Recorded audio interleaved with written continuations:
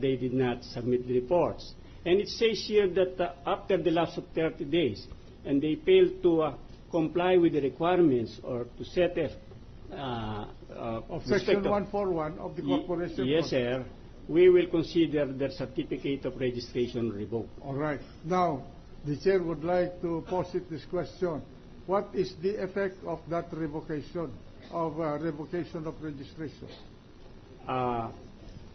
When the corporation failed to file an appeal, it becomes effective. And with the effectivity of this order, its corporate existence is considered as none, no longer exists. Meaning, with this revocation order... Wait a minute. You mean the corporation is dissolved?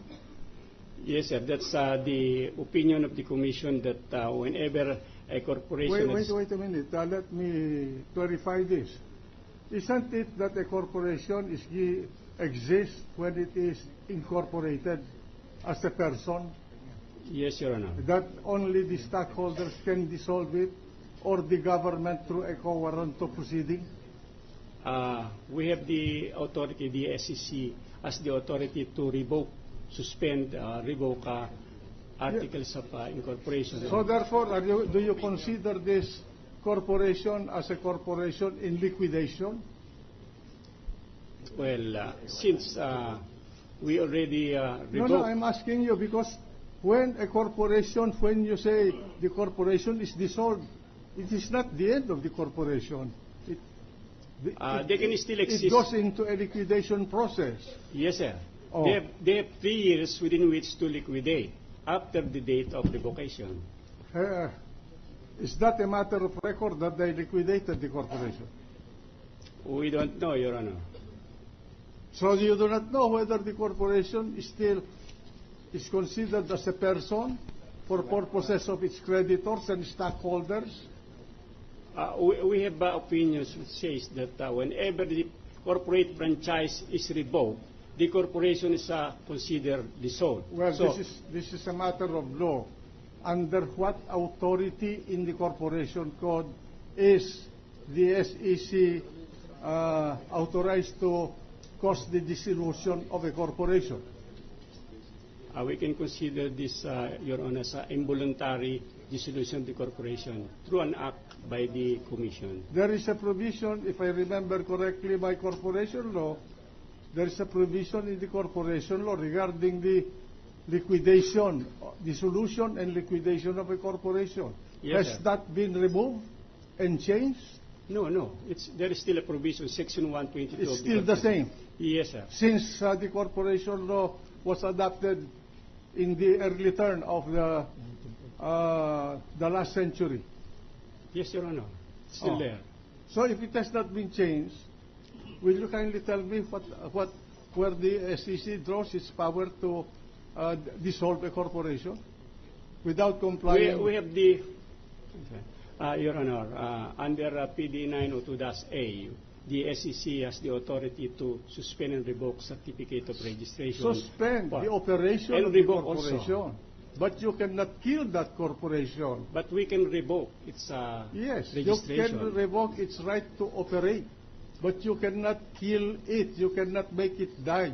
Only the stockholders can make it die, or the government, through the power of a quo warranto proceeding, can kill it. Well, Are there proceedings like this? at present, our opinion is, as I mentioned. Anyway, proceed, Counsel. At this juncture, Mr. President. Yes. What is the pleasure of the gentleman? It's a gentle lady, Mr. President. Mr. President, I'm present here. Yes, thank you. Yes. Mr. President, may I just seek clarification from your previous statement? The Philippines.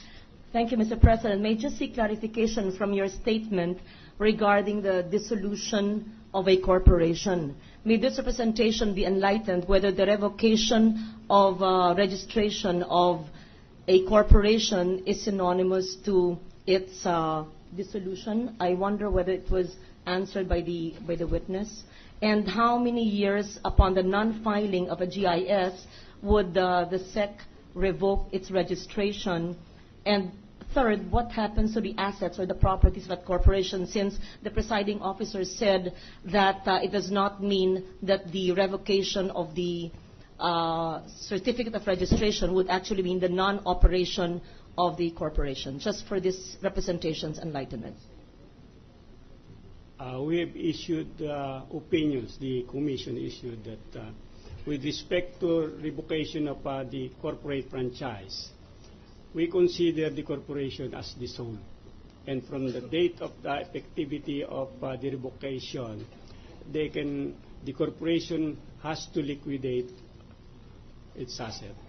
This court directs the witness to submit a legal memorandum showing as the authority of the Securities and Exchange Commission to consider corporation which is non-compliant with the provision of Section 141 of the Corporation Code is authorized to dissolve it.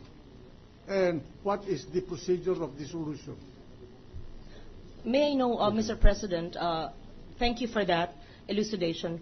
May I know, Mr. President, whether it is an uncommon practice for corporations, after not having submitted their GIS, to eventually have their certificate of registrations revoked or suspended or revoked, and eventually after a few years, when there are corporate activities, for them to just pay fines before the SEC and to have their corporations in active status again? Is this possible? There is no mention in the PD9 as to how many years before we can revoke a corporation, the certificate of registration of a corporation. There is no mention whether it be after 1 year of non-filing or 2 years, but usually as a matter of practice, we revoke the registration if the corporation has not been submitting reports, GIS and FS, for at least 3 years. With the permission of the lady senator, I'll just want to clarify one point.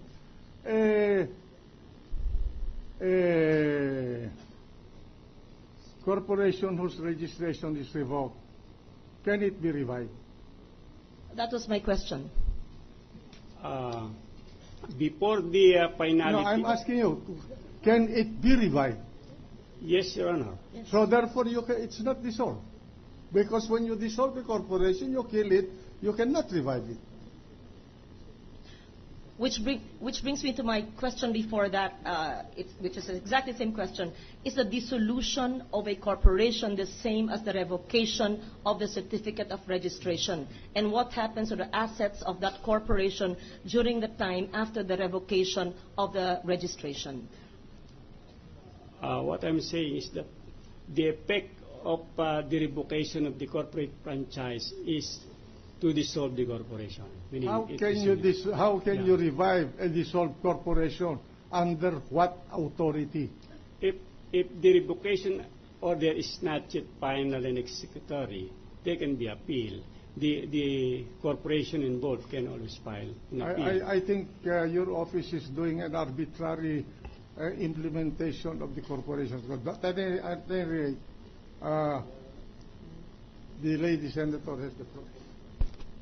Well, I support the position of the chair, the presiding officer, that perhaps the SEC can provide the body with a legal memorandum to this effect so that we may fully understand this. But my question is this an uncommon practice? No, Your Honor. There are many corporations who... Yes, Your Honor. Then the prosecution, of course, has not finished its direct examination.